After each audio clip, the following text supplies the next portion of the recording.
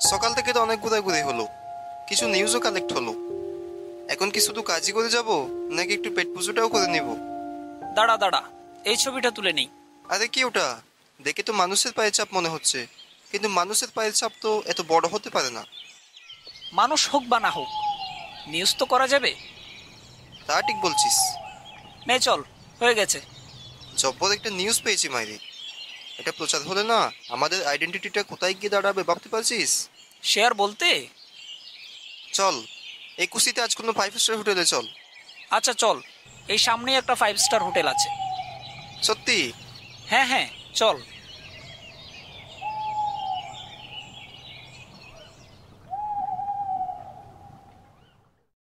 এই নে, তোর 5 স্টার হোটেল চলে এসেছে। এই তো 5 স্টার হোটেল? ভুল কি বললাম? তুই কি নাম দেখিসনি?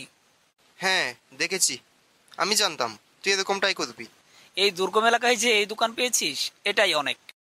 দাদা, আমাদের 2 কাপ চা দিন। আমারটাই চিনি কম। এই নিন বাবুরা, আপনাদের চা। তা বাবুরা কোথা থেকে আসিছেন? আপনাদের তো এর আগে এলাকায় দেখেছি বলে মনে হচ্ছে না। আগে আমরা কলকাতা থেকে এসেছি, মরাডাঙ্গা জঙ্গলের একটা নিউজ সংগ্রহ করতে। আমরা একটা নিউজ চ্যানেলে কাজ করি। কি নিউজ জানতে পারি? মূলত জিনভূতের অস্তিত্ব এবং তাদের অলৌকিক ঘটনাগুলো মানুষের সামনে তুলে ধরার চেষ্টা করি। ও আচ্ছা আচ্ছা। আচ্ছা, এই জঙ্গল সম্পর্কে আপনি কি জানেন?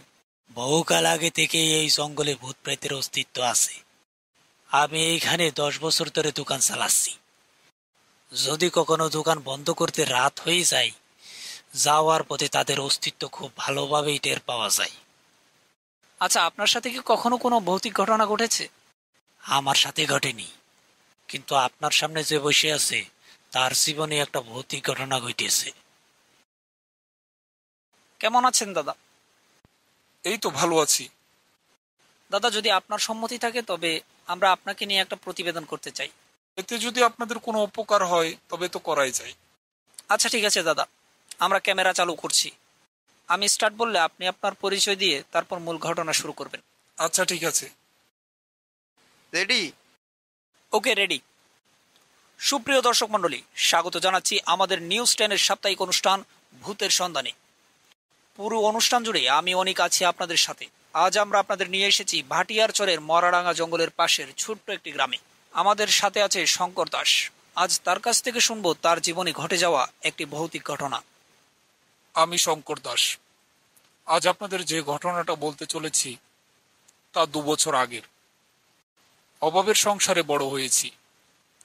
ফ্রি সময়ে টিউশন করিয়ে কোনো রকমে উচ্চ মাধ্যমিক পাশ করেছি। বাড়ি থেকে বের হয়ে যাই শহরের উদ্দেশ্যে একটা চাকরির খোঁজে। দূর সম্পর্কের এক চাচার বন্ধুর বাসায় গিয়ে উঠেছিলাম কয়েকদিনের জন্য। আমি যদি ভুল না করি, তুমি শঙ্কর, তাই না? আগে এসো বাবা, ভেতরে এসো। রাতের খাবার শেষে বিছানায় এসে বসলাম। এখন যার বাসায় উঠেছি তিনি অনিমেষ কাকু, আমার দূর সম্পর্কের চাচা বসু কাকুর বন্ধু। ছোটবেলায় শুনেছি বড় লোকেরা কৃপণ হয়, কিন্তু এখানে এসে দেখি তার ব্যতিক্রম। টেবিলে সাজানো ছিল বাহারি রকমের খাবার, সাথে বেশ কয়েক ধরনের মিষ্টান্ন। বড় লোকের এলাহি কাণ্ড। এখানে এসে এত খাতির যত্ন পাবো তা আশা করিনি। একটু পর অনিমেষ কাকু আমার রুমে আসলেন। কি শঙ্কর, রুম পছন্দ হয়েছে? হ্যাঁ কাকু, কেন পছন্দ হবে না? তা চাকরি বাকরি কি ঠিক করা আছে নাকি? না কাকু, এখনো ব্যবস্থা হয়নি, কাল বেরোবো। আচ্ছা, রাত তো অনেক হলো, অনেক দূর থেকে এসেছো, তাড়াতাড়ি ঘুমিয়ে পড়ো। আচ্ছা কাকু।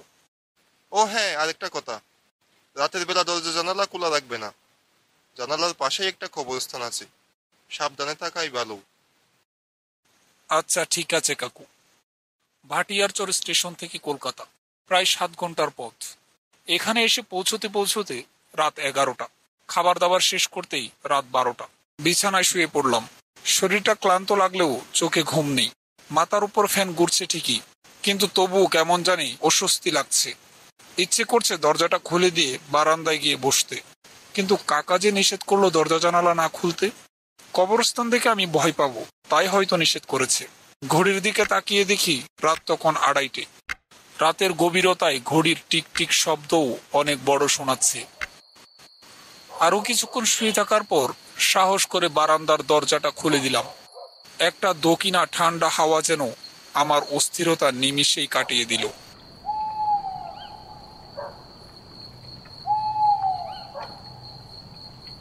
পথ চলতে মানুষ আকাশ দেখে না। সাই সাই গাড়ির গতি, অজস্র বাতির মিছিলে চোখ তখন সতর্ক থাকে।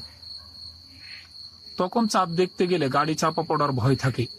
মুহূর্তের জন্য একটু করে মাথা তুলে দু একবার তাকিয়ে নেওয়া যায়। তাকানো মানে তো আর দেখা নয়। গ্রামের তুলনায় অনেক রাত অবধি জেগে থাকে শহরের মানুষ। গ্রামের 10:30 মানে গভীর রাত। শহরে তখন সন্ধ্যা মাত্র। তারপরও নাগরিক রাতের পূর্ণিমার বঞ্চনা বেশি। যান্ত্রিক চোখ দিয়ে দেখলেই বোঝা যায়, দৃশ্যমান বস্তু হিসেবে চাঁদ তেমন সুন্দর নয়, তবু তার জ্যোৎস্না নিয়ে এত বন্দনা। শহরে যে আশা নিয়ে এসেছি, যদি সে আশা পূরণ হয় তবে হয়তো জীবনের অন্ধকার কিছুটা কাটানো সম্ভব হবে। আজকালকার চাকরির বাজারে চাকরি তো যেন সোনার হরিণ। শহরে পরিচিত মামা চাচা অথবা মোটা অঙ্কের টাকা না থাকলে চাকরি পাওয়া যেন প্রায় অসম্ভব। যাই হোক, অনেক রাত হয়ে গেছে, একটু ঘুমানোর চেষ্টা করি। বিছানায় শুতে না শুতেই মনে হলো বারান্দায় কেউ আছে। কিন্তু যখন বারান্দায় গিয়ে দাঁড়ালাম, দেখলাম সেখানে কেউ ছিল না। কিছুক্ষণ আগের পরিস্থিতি যেন নিমিষেই বদলে গেল। চারদিকে কেমন যেন নিস্তব্ধতা। কবরস্থানের পাশ থেকে শোনা যাচ্ছে শিয়ালের ডাক, সাথে ঝিঝি পোকা। সব মিলিয়ে যেন একটা গা ছমছমে পরিবেশ।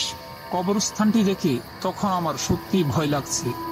মনে হচ্ছে যেন কবরস্থানের পাশে ঝোপের ভেতর থেকে কান্নার আওয়াজ ভেসে আসছে। একটি কবরের দিকে তাকাতেই কোনো এক অজানা আশঙ্কায় গা শিরশির করে উঠল। দেখে মনে হচ্ছে কবরটা বেশ পুরনো। একটা বড় গাছের দিকে তাকিয়ে দেখলাম গাছের নিচে একটা মানুষের মাথার ভাঙা খুলি পড়ে আছে। যা দেখে আমার শির দ্বারা বেয়ে একটা শীতল রক্ত স্রোত বয়ে গেল। গাছের পেছনের ঝোপঝাড় থেকে বেশি আসা শিয়াল ও ঝিঝি পোকার ডাকে নিজের অজান্তেই কেঁপে কেঁপে উঠছি। এমন সময় হঠাৎ আমার পাশে কারো উপস্থিতি টের পেলাম। ঘুরে পেছনে তাকাতেই যা দেখলাম তাতে আমি একেবারেই নির্বাক হয়ে গেলাম। আমার মুখ থেকে আর একটা শব্দও যেন বেরোচ্ছে না। আমার সামনে দাঁড়িয়ে আছে একটি অল্প বয়সী ছেলে। তার অবস্থা দেখে মনে হলো সে কোনো সাধারণ মানুষের মতো নয়। তার চোখ দুটো লাল আগুনের গোলার মতো।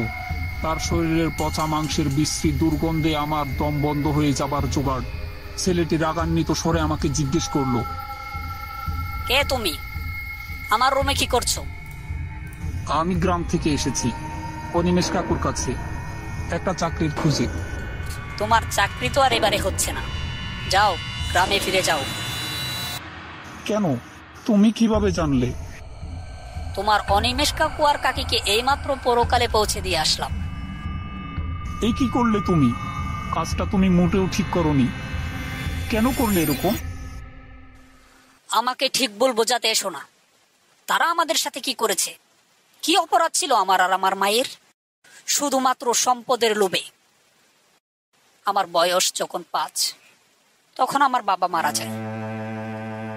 আমার বাবার টাকা পয়সার কোনো অভাব ছিল না। বাবা মারা যাওয়ার আগে আমাদের কাকুর হাতে তুলে দিয়ে যান। তখন মায়ের শরীর খারাপ থাকায় বাবার সকল সম্পত্তির পাওয়ার অফ অ্যাটর্নি করেন অনিমেষ কাকুকে। কথা ছিল মায়ের শরীর ঠিক হয়ে গেলেই সকল সম্পত্তি মাকে বুঝিয়ে দিবেন। কিন্তু সম্পত্তি পাওয়ার পরই তার আসল চেহারা বেরিয়ে আসে। আমরা মা ছেলে মারা যাওয়ার পর সকল সম্পত্তির মালিক হতেন তিনি। তাই তার পথের কাঁটা দূর করতে আমাদের মা ছেলেকে নৃশংসভাবে খুন করেছেন তিনি। তখন কোথায় ছিল এই ন্যায় অন্যায়?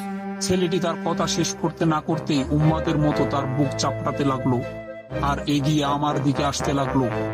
আমি এক পা দুপা করে পেছনে যেতেই রেলিং এ ধাক্কা খেয়ে নিয়ন্ত্রণ হারিয়ে মাটিতে পড়ে গেলাম। তখন থেকে এই বাম পায়ে চোট পেয়ে আর স্বাভাবিকভাবে হাঁটা চলা করতে পারি না। ধন্যবাদ দাদা আপনাকে আমাদের এই গল্পটি শেয়ার করার জন্য। ধন্যবাদ সবাইকে। দেখা হচ্ছে আগামী রবিবার সন্ধ্যা 7টায়।